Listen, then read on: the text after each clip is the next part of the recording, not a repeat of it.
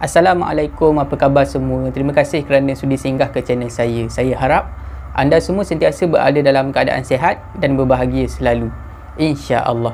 Dalam video kali ni macam biasalah, ada dua segmen. Segmen singgah seram dan segmen pelik dan aneh.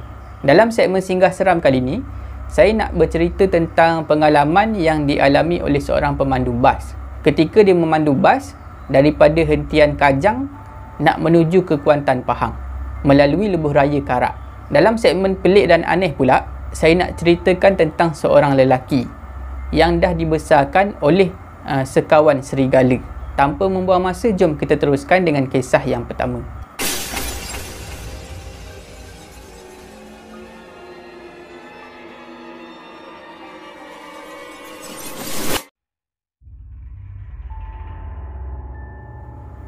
Selamat datang ke segmen singgah seram. Untuk kisah ni, saya akan gunakan nama samaran Pak Ali untuk memudahkan cerita. Kisah ni berlaku sekitar tahun 2001.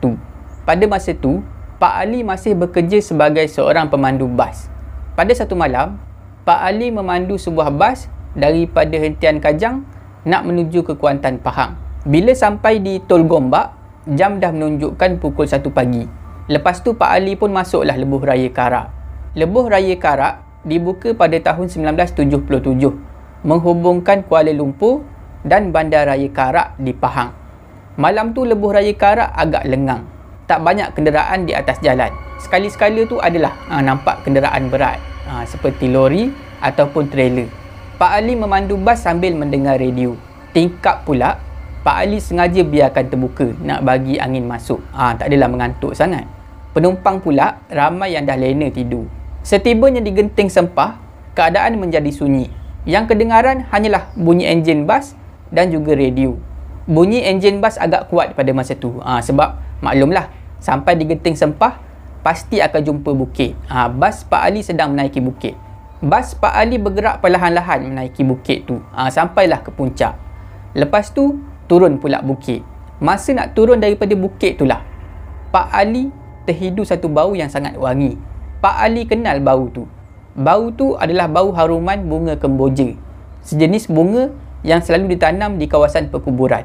Bila Pak Ali terhidu bau bunga kemboja tu, Pak Ali mula meremang dan rasa seram sejuk. Pak Ali mula risau. Sudah, apa benda pula lah yang nak ganggu aku ni? Walaupun Pak Ali dah banyak kali lalu dekat jalan tu, memandu bas lalu jalan tu pada waktu malam, entah kenapa pada malam tu dia rasa lain macam. Pak Ali mula teringat kisah-kisah seram yang pernah diceritakan oleh kawan-kawan dia ketika melalui jalan tu. Macam-macam kisah lah yang kawan-kawan Pak Ali ni cerita. Ada yang cakap pernah tumpangkan seorang perempuan duduk di kerusi belakang. Bila kereta bergerak, tiba-tiba perempuan tu hilang. Ada juga yang cakap pernah ternampak kelibat seorang perempuan berdiri seorang diri di tepi jalan. Bila kereta yang dipandu oleh kawan Pak Ali ni dah hampir nak sampai dekat perempuan tu, tiba-tiba perempuan yang berdiri tu terbang ke udara dan terus hilang daripada pandangan. Cerita-cerita macam ni lah yang bermain di fikiran Pak Ali pada masa tu. Disebabkan rasa tak sedap hati tu, Pak Ali mula berdoa. Berdoa dalam hati supaya janganlah ada benda-benda tak elok berlaku pada malam tu. Tak lama lepas tu, daripada jauh, Pak Ali boleh nampak daripada tepi jalan, tiba-tiba muncul satu cahaya yang berwarna kuning. Entah daripada mana muncul. Benda tu kelihatan seperti berbola api, terbang melilau-lilau tanpa arah, seperti layang-layang yang terputus tali. Mula-mula, benda tu nampak macam dah nak terbang nak terbang jauh. Tapi, bila bas Pak Ali dah lalu dekat kawasan dia menjelma tadi tu, berbola api tadi terbang semula ke kawasan tu. Terbang beriringan dengan bas, di sebelah kanan bas. Pak Ali mula rasa seram sejuk. Bulu roma dia semuanya meremang. Pak Ali mula berasa takut. Tapi, walaupun Pak Ali berasa takut, Pak Ali sedaya upaya kawal perasaan dia. Sebab Pak Ali sedar, dalam bas tu ada ramai penumpang. Ada banyak nyawa dalam bas tu. Dan semua tu adalah tanggungjawab dia. Kalau Pak Ali menggelabah, boleh jadi bas yang dipandu tu akan terbabas dan akan mengancam keselamatan nyawa-nyawa yang berada dalam bas tu, termasuklah Pak Ali sendiri. Jadi Pak Ali pun cuba bertenang. Bertenang, tarik nafas. Tapi yang tak bestnya, berbola api tadi tu, mula-mula dia follow daripada belakang, sebelah kanan bas. Tapi, lama kelamaan, berbola api tu bergerak makin ke depan. Berbola api tu bergerak perlahan-lahan sampai ke tengah-tengah bas. Pak Ali nampak melalui side mirror lah. Lepas tu makin dekat, makin dekat. Akhirnya sekarang ni, berbola api tu betul-betul berada di sebelah Pak Ali, sebelah cermin pemandu. Pak Ali menoleh memandang ke arah cahaya tu. Tapi, yang mengejutkan, bila Pak Ali toleh sikit tu, nak pandang ke arah berbola api tu, Pak Ali terkejut. Sebab, benda tu dah tak jadi berbola api. Benda tu berubah. Apa yang Pak Ali nampak sekarang ni, adalah satu kepala yang seolah-olah terputus. Kepala manusia dengan rambut yang menggerbang. Dan di bawah kepala tu, boleh nampak organ-organ manusia terjuntai ke bawah. Boleh nampak semualah. Jantung, paru-paru, perut, usus, semuanya terburai ke bawah. Pak Ali pada masa tu jangan cakap lah. Tangan yang pegang steering tu sampai menggigil. Tubuh badan Pak Ali menggigil pada masa tu. Sebab terlalu takut. Pak Ali mula membaca segala surah yang dia tahu. Tapi Pak Ali tak baca kuat. Pak Ali baca perlahan saja. Sebab Pak Ali tak nak buat kecoh. Kalau Pak Ali baca dengan kuat, lepas tu azan ke apa kan, nanti penumpang-penumpang ni semua akan bangun. Pak Ali nak elakkan daripada penumpang bangun. Sebab kalau penumpang bangun, boleh jadi penumpang akan nampak apa yang dia nampak. Pak Ali tak nak kecohkan pasal perkara ni. Lama jugalah keadaan macam tu. Kepala terbang ni, terbang di sebelah bas Pak Ali, lebih kurang 5 minit. Bila sampai dekat satu kawasan ni, kepala tu mula terbang ke arah lain. Bila kepala tu dah pergi, Pak Ali rasa lega. Pak Ali rasa bersyukur sangat. Sebab Tuhan dah bantu dia untuk tenangkan diri. Kalau Pak Ali menggelabah, mula-mula dia nampak kepala tu tadi, tak tahulah apa nasib dia dan juga semua penumpang yang ada dalam bas tu. Itulah pengalaman yang dialami oleh Pak Ali ketika memandu bas melalui lebuh raya Karak menuju ke arah Kuantan. Sebenarnya, itu bukanlah pertama kali Pak Ali pernah diganggu semasa memandu bas. Pernah satu masa dulu, semasa Pak Ali memandu bas daripada Raub nak menuju ke Sungai Koyan di Pahang. Bila Pak Ali sampai di satu selekoh yang terletak di antara Felda Teresang dan juga Sungai Koyan, Pak Ali ternampak sesuatu di tepi jalan. Pak Ali nampak ada seorang lelaki sedang berjalan seorang diri dalam gelap, dalam keadaan terhoyong-hayang. Mula-mula Pak Ali ingat sama ada orang mabuk ataupun orang gila lah. Tapi, bila lampu bas tu menyuluh ke arah lelaki tu, Pak Ali berasa sangat terkejut.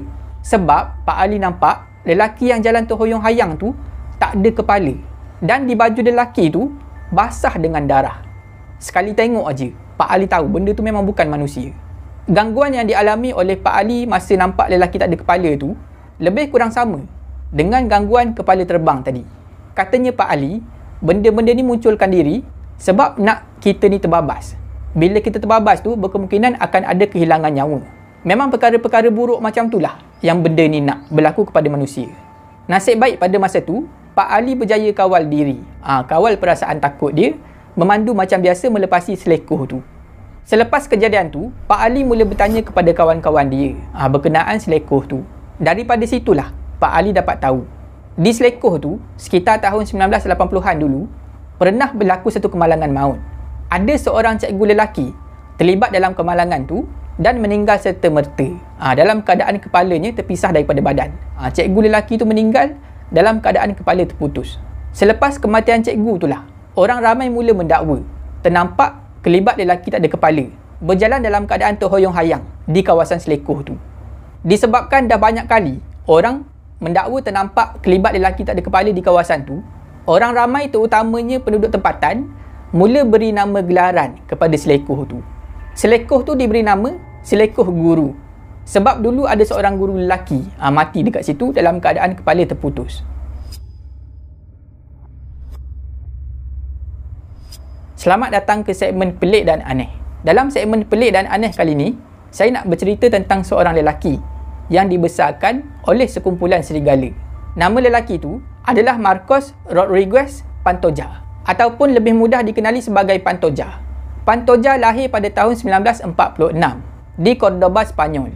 Ibu kandung Cordoba meninggal dunia semasa Cordoba berumur 3 tahun. Tinggallah Cordoba bersama-sama dengan ayah dia. Tapi, ayah Pantoja ni tak pedulikan sangat pasal dia.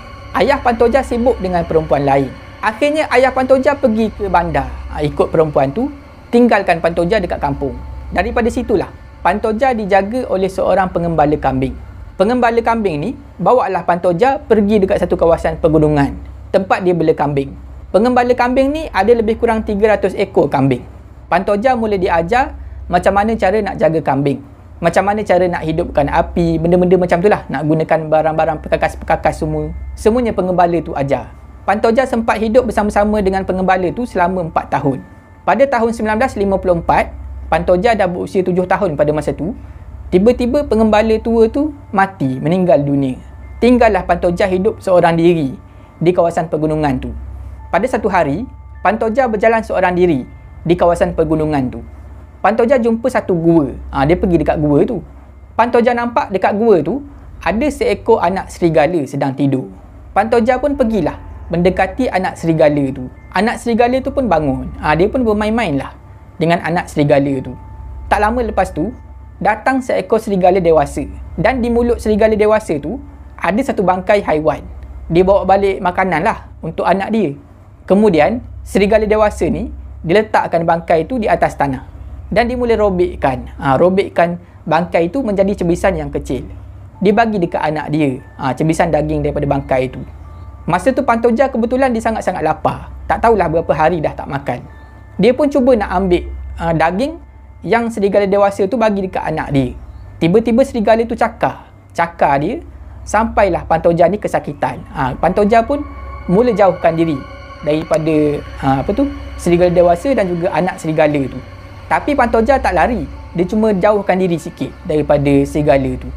Lepas anak serigala tu dah siap makan, dah kenyang, serigala dewasa tu pergi dekat Pantoja bersama-sama dengan secebis daging. Serigala dewasa tu bagi daging tu dekat Pantoja. Mula-mula Pantoja takut. Takut kalau serigala tu nak cakar dia lagi, nak marah dia. Rupanya tak.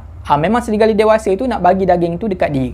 Serigala tu letakkan cebisan daging tu dekat dengan Pantoja. Tapi Pantoja dah takut nak ambil. Sebab tadi dia dah kena cakar dengan serigala tu. Serigala dewasa tu pun menolak-nolak daging tu berhampiran dengan Pantoja, lebih dekat dengan Pantoja. Bermakna memang betul serigala dewasa ni nak berkongsi makanan dengan Pantoja. Pantoja pun ambil lah cebisan daging tu dan dia makan. Masa Pantoja makan daging tu, serigala dewasa tu pun pergi lebih hampir dengan Pantoja. Dia dekatkan mulut dia dengan Pantoja. Serigala dewasa tu jilat tubuh Pantoja. Daripada situlah Pantoja diterima menjadi sebahagian daripada keluarga serigala tu. Pantoja tinggal dengan keluarga serigala tu selama 12 tahun. Memang sangat-sangat lama lah. Sampailah dia berusia 19 tahun. Pada satu hari, ada sekumpulan peronda ni, peronda keselamatan. Kebetulan pada masa tu, diorang meronda di kawasan tu.